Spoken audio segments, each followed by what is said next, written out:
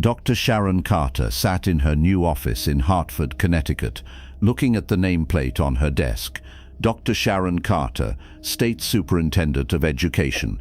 She'd been in the position for exactly 2 weeks, having been appointed by the governor after a distinguished career in education that included teaching, principal roles, and district-level leadership.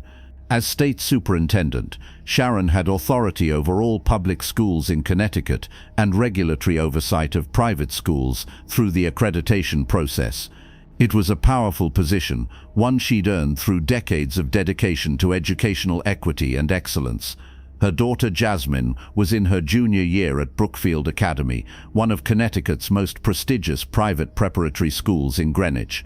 Sharon had enrolled Jasmine there 2 years ago when they'd moved to Connecticut for Sharon's previous role as a district superintendent in Stamford.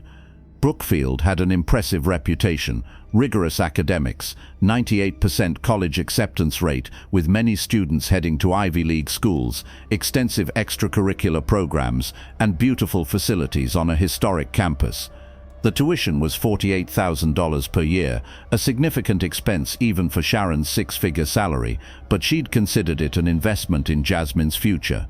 Jasmine had thrived at Brookfield. She maintained a 4.2 GPA, served on the student council, played varsity volleyball, and was a member of the debate team. She was exactly the kind of student Brookfield claimed to cultivate, academically excellent, well-rounded, and ambitious.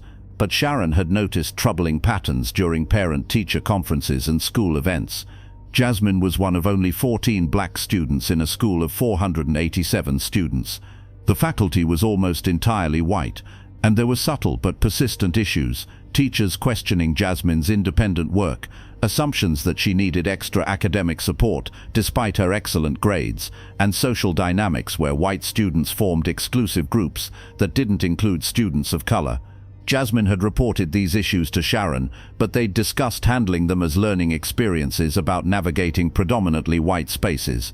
Sharon had advised Jasmine to let her work speak for itself, document any problems, and stay focused on her academic goals. That strategy had worked reasonably well until today. Sharon's phone rang at 2:47 p.m.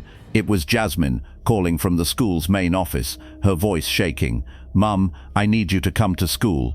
Principal Morrison expelled me." Sharon's blood ran cold. "She what? Why? She accused me of cheating on the calculus midterm. She says I'm expelled effective immediately." "Mum, I didn't cheat. I studied for 3 weeks. I knew that material perfectly. I'm on my way. Don't say anything else to anyone until I get there."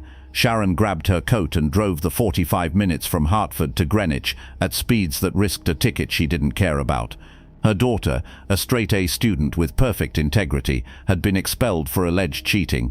The accusation was absurd and insulting. She arrived at Brookfield Academy at 3:52 p.m. and went directly to the principal's office, where she found Jasmine sitting in the waiting area, tears streaming down her face, her school uniform disheveled from stress.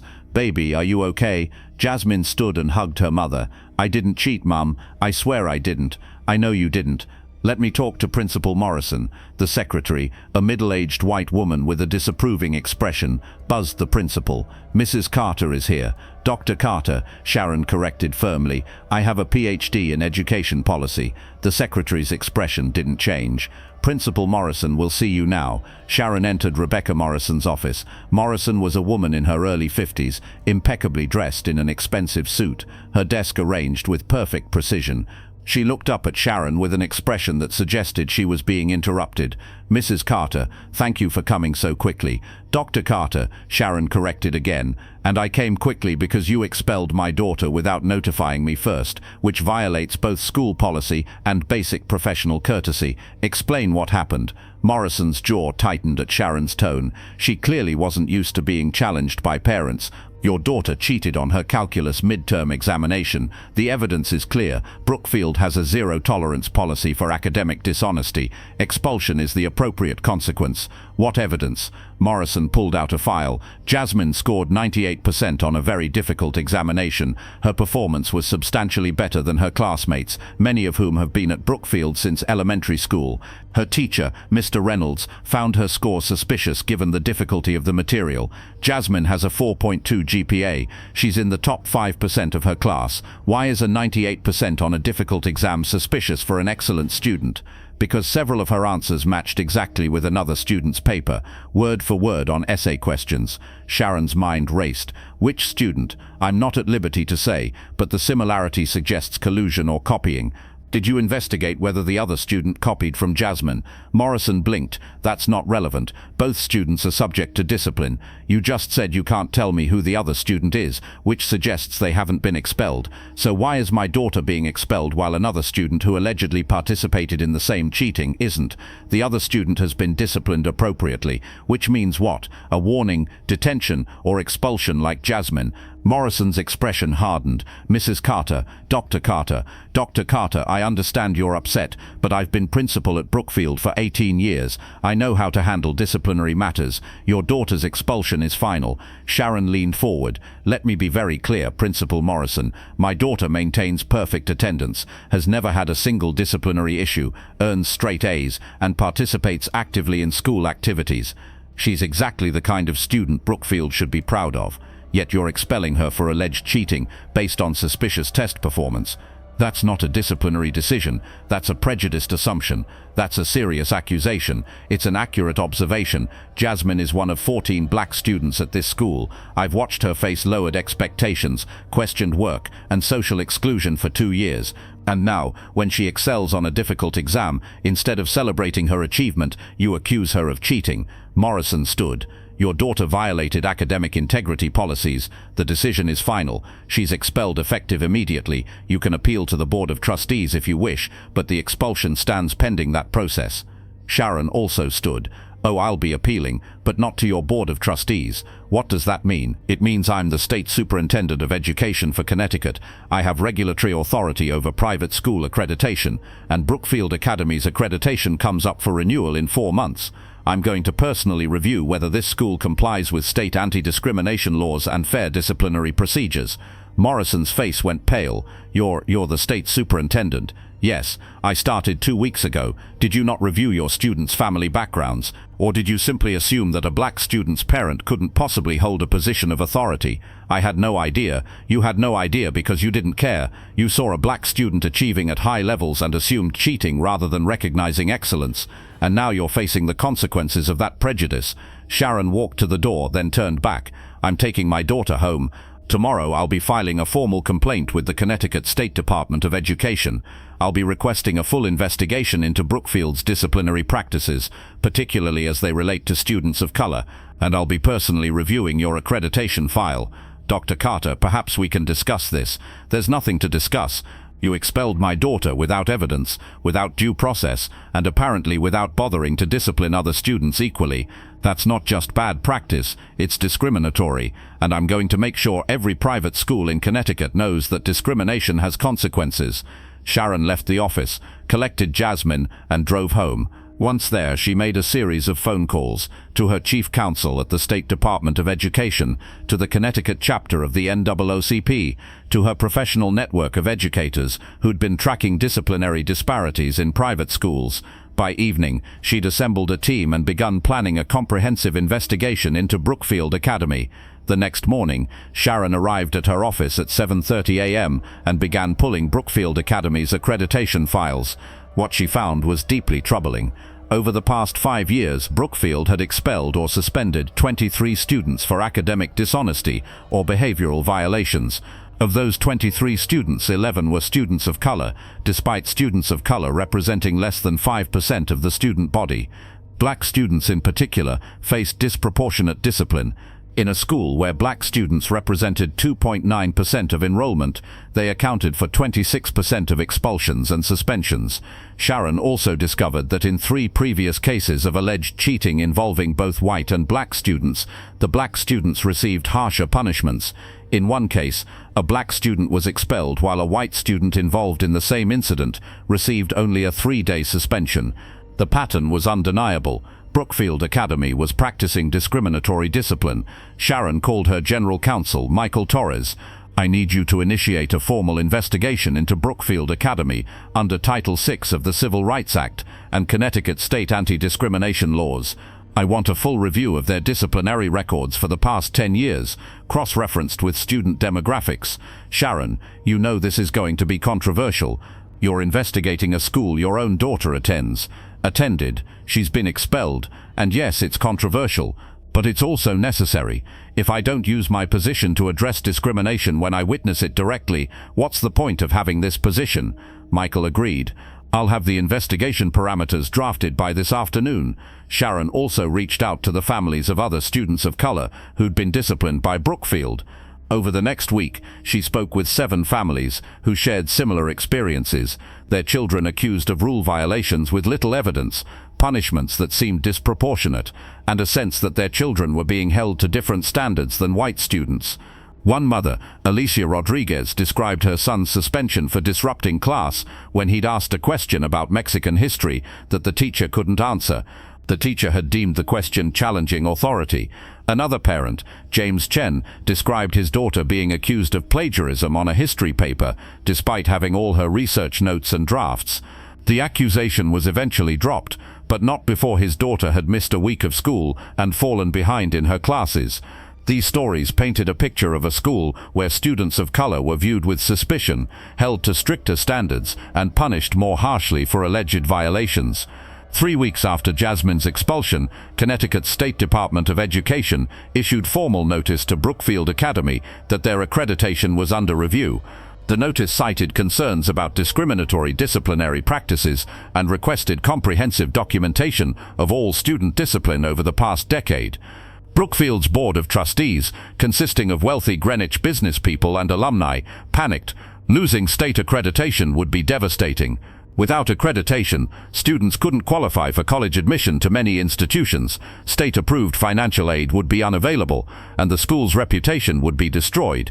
The board chairman, Robert Whitmore III, called Sharon directly. Dr. Carter, I'm sure we can resolve this situation without a formal investigation. Brookfield has been educating Connecticut's finest students for over 100 years, and apparently discriminating against students of color for just as long. Sharon interrupted. The investigation is proceeding. Perhaps if we reinstated your daughter. This isn't about reinstating Jasmine. This is about systemic discrimination. My daughter is one victim, but she's not the only one. Your school has been disciplining Black and Latino students at rates far exceeding their representation. That's a civil rights violation. We follow our code of conduct equally with all students. Your data says otherwise. And Mr. Whitmore, I should mention that I've been contacted by 7 other families with similar complaints. If Brookfield doesn't take this seriously, those families are prepared to file a class action discrimination lawsuit against the school. The threat was real. Robert Whitmore knew that a lawsuit combined with a state investigation could financially cripple Brookfield. What would it take to resolve this? He asked carefully. Accountability and reform. Principal Morrison needs to be removed. Your disciplinary procedures need to be completely overhauled. You need mandatory bias training for all staff. You need to actively recruit diverse faculty and students. And you need to create oversight mechanisms to ensure fair discipline going forward. That's extensive. So is the pattern of discrimination. Those are my requirements for Brookfield to maintain accreditation. Robert Whitmore called an emergency board meeting that evening. The discussion was heated. Some board members defended Rebecca Morrison, arguing she'd been a dedicated principal for 18 years. Others recognized that Sharon Carter held all the power in this situation and that fighting her would destroy the school. After 4 hours of debate, the board voted 8-4 to accept Sharon's terms. Rebecca Morrison would be terminated. A comprehensive review of all school policies would be conducted by an outside equity consultant, and Brookfield would commit to measurable diversity and equity goals. Rebecca Morrison received the termination notice the next morning. She called Sharon directly, her voice a mixture of anger and desperation. "You're destroying my career because I disciplined your daughter. This is retaliation. No, Rebecca. I'm holding you accountable because you discriminated against my daughter and numerous other students of color over many years. The data is clear. Black students at Brookfield face discipline at rates 5 times higher than white students, despite representing less than 3% of enrollment. That's not coincidence, that's bias. I never discriminated based on race. You expelled my daughter for allegedly cheating without investigating whether she was the one being copied from. You gave her no due process, no opportunity to defend herself. And when I reviewed similar cases, I found you consistently punish students of color more harshly than white students for the same infractions." Sharon pulled up her files. "Do you remember Marcus Williams expelled 2 years ago for fighting?" The white student he fought with, who threw the first punch according to witnesses, received only a suspension. Marcus was expelled. That situation was complicated. Do you remember Angela Rodriguez, suspended for 5 days for disrespectful behavior when she corrected a teacher's factual error? No white student has ever been suspended for questioning a teacher. You're taking things out of context. I'm looking at patterns, and the pattern is unmistakable. You've been running a discriminatory disciplinary system, whether intentionally or through unconscious bias. And as state superintendent, I can't allow that to continue at any school under my oversight. Rebecca was silent for a long moment. So my career is over because you have a personal vendetta. Your career is over because you discriminated against students. If it had been any other family, you probably would have gotten away with it. But you expelled the daughter of the person who regulates your school's accreditation. That was a catastrophic error in judgment. After Rebecca hung up, Sharon sat in her office reflecting on the conversation. She felt no satisfaction in ending someone's career, but she couldn't allow discrimination to continue unchallenged, especially when she had the authority to address it. Over the next 6 months, Brookfield Academy underwent comprehensive reforms. 1. Leadership change. Rebecca Morrison was terminated and replaced by Dr. Marcus Johnson, a black educator with experience in diversity and equity initiatives. A policy overhaul. All disciplinary procedures were rewritten with clear standards, documentation requirements, and appeal processes. Discipline decisions would be reviewed by a committee, not made unilaterally by administrators. 3. Bias training. Mandatory quarterly training for all faculty and staff on recognizing and addressing unconscious bias, particularly in discipline decisions. Diversity hiring. Active recruitment of faculty of color, with specific targets to achieve a faculty composition that reflected Connecticut's demographics within 3 years. 5. Student support. Establishment of a student advocacy office where students could report concerns about unfair treatment, staffed by a counselor trained in equity issues. 6. Data transparency. Public annual reports on disciplinary actions broken down by student demographics, with explanations for any disparities. 7. Academic support. Re-examination of assumptions about student capabilities, with particular attention to ensuring students of color weren't tracked into lower-level courses or denied advanced opportunities. The reforms were expensive and disruptive, costing Brookfield over $2 million in consultants, training, new hires, and program development. Some longtime faculty members, uncomfortable with the changes, left the school. About 30 families withdrew their children, primarily from the board's faction that had defended Morrison, but for every family that left, 2 applied to join, drawn by Brookfield's renewed commitment to excellence and equity. The student body diversified significantly. Faculty of color were hired at multiple levels, and the school's culture slowly began to shift. 1 year after Jasmine's expulsion, Sharon was invited to speak at Brookfield's annual parent gathering.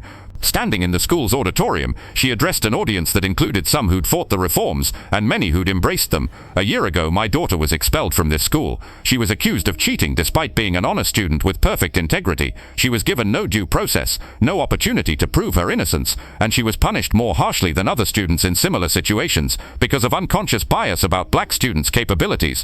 That experience was painful for our family, but it revealed a larger problem, a pattern of discrimination that had affected many students over many years. As state superintendent, I had a choice. I could accept my daughter's expulsion quietly, transfer her elsewhere, and let the pattern continue. Or I could use my position to demand accountability and change." I chose accountability, not because I wanted revenge against Principal Morrison or this school, but because discriminatory practices in education harm all students, deny opportunities to talented young people, and perpetuate inequality. Sharon continued. The reforms at Brookfield over this past year haven't been easy. Change never is, but they were necessary, and the results speak for themselves. Discipline is now fair and transparent. Students of color report feeling more supported and valued. Academic achievement has actually increased because we're no longer limiting students based on biased assumptions about their capabilities. My daughter Jasmine transferred to Greenwich High School after her expulsion. She's thriving there, maintaining her 4.2 GPA, and will be applying to top universities this fall. She shouldn't have had to leave Brookfield to succeed, but the silver lining is that her experience catalyzed change that will benefit future students. After the speech, several parents approached Sharon to express support. One was Karen Mitchell, a white mother whose son had been at Brookfield since kindergarten. "Dr. Carter, I want to apologize. When your investigation started, I was one of the parents who defended Principal Morrison. I thought you were overreacting, but as I've learned more about the disparities in discipline and the experiences of students of color, I realize how wrong I was. Thank you for having the courage to demand change." Another parent, James Chen, whose daughter had been accused of plagiarism, shook Sharon's hand with tears in his eyes. "You saved my daughter's academic career. After she was falsely accused, she lost confidence and struggled in school, but under the new leadership and policies, she's regained her joy in learning. Thank you." These conversations reminded Sharon why the difficult fight had been worth it. 3 years after the incident, Rebecca Morrison had left education entirely. She'd attempted to find principal positions at other schools, but Sharon's investigation and her termination followed her professional reputation. She eventually took a job in corporate training, a significant step down from her prestigious role at Brookfield. In a magazine article about educational equity 3 years later, a reporter asked Sharon whether she felt vindictive toward Morrison. "I don't feel vindictive," Sharon answered. "I feel sad that someone spent 18 years in education and never recognized her own biases." Rebecca Morrison wasn't burning crosses or using racial slurs, but she was perpetuating discrimination through lowered expectations, suspicious scrutiny of black students, and disproportionate punishment. That subtle discrimination is often more damaging because it's harder to identify and challenge. Do you think she understands now what she did wrong? I don't know. Some people never do.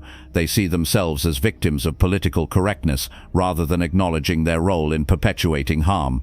What matters isn't whether Rebecca Morrison has a personal epiphany.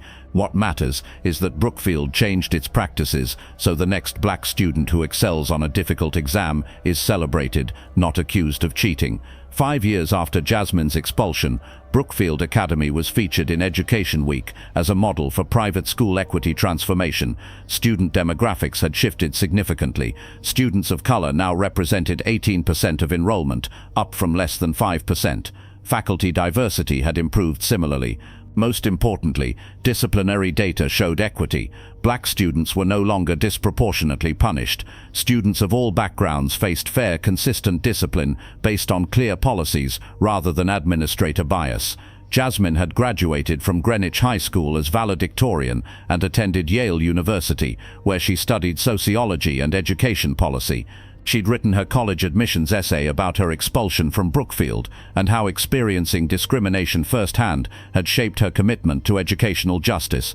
During her sophomore year at Yale, Jasmine was invited to speak at Brookfield Academy's Diversity Week. She returned to the school that had expelled her and stood in front of students, faculty, and administrators. 5 years ago, I was expelled from this school. I was accused of cheating because I scored too well on a test. I wasn't given due process or fair treatment. I was expelled because Principal Morrison couldn't imagine that a black student could legitimately excel in calculus. That experience hurt. It made me question my abilities even though I'd done nothing wrong. It made me wonder if I'd always face suspicion and lowered expectations because of my race. But it also taught me about the power of speaking up against injustice. My mother could have quietly transferred me to another school and said nothing. Instead, she used her position to demand accountability and change. Because of her courage, dozens of students who came after me have experienced a fairer, more inclusive Brookfield.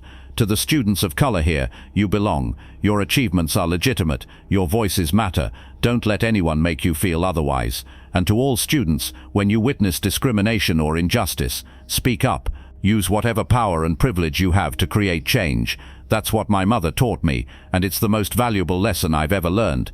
The speech received a standing ovation. Several students approached Jasmine afterward to thank her for sharing her story. 10 years after the incident, Sharon Carter was still state superintendent, having been reappointed through 2 different gubernatorial administrations. She'd used her decade in office to push comprehensive equity reforms across Connecticut's education system, both public and private. The Brookfield case had become a landmark example of how regulatory authority could be used to address discrimination in private schools. Several other states had adopted similar oversight mechanisms based on Connecticut's model. Rebecca Morrison had retired from the workforce entirely and lived quietly in upstate Connecticut. She'd given one final interview 10 years after her termination, offering what seemed like genuine reflection. I thought I was maintaining standards. I thought I was protecting academic integrity, but I was really just protecting the status quo, which meant protecting privilege for white students and creating barriers for students of color. When Jasmine Carter scored 98 on that calculus exam, my first thought was that she must have cheated. That assumption was rooted in bias, even though I didn't recognize it at the time. I couldn't imagine that a black sophomore could outperform white students who'd been at Brookfield since elementary school.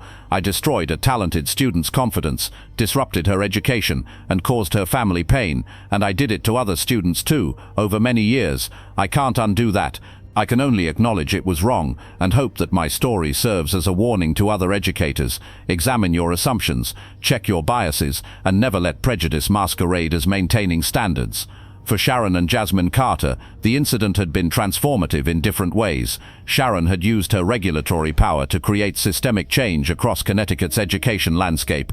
Jasmine had found her calling in educational equity work and planned to pursue a PhD in education policy after college, and Brookfield Academy, once a symbol of old money exclusivity and subtle discrimination, had become a model for how private institutions could evolve toward genuine inclusive excellence. The story wasn't just about one principal being fired or one student being vindicated. It was about how individual acts of discrimination, when challenged by people with power and determination, could catalyze institutional transformation that benefited generations of students. Rebecca Morrison had discriminated against the wrong student, not because Jasmine was more important than the other students she'd mistreated over the years, but because Jasmine's mother had the authority, the courage, and the commitment to ensure that what happened to her daughter wouldn't keep happening to others. That was the legacy, not revenge, but accountability. Not just fighting for one child, but transforming a system to protect all children. Not accepting discrimination as inevitable, but using every available tool to demand change. And in classrooms across Connecticut, students of all backgrounds now learned and thrived in more equitable environments because one mother had refused to stay silent when her daughter faced injustice. Thank you very much for listening. Please let us know what you think of this story in the comments. Don't forget to like the video and subscribe to the channel. Turn on notifications so you don't miss any other videos.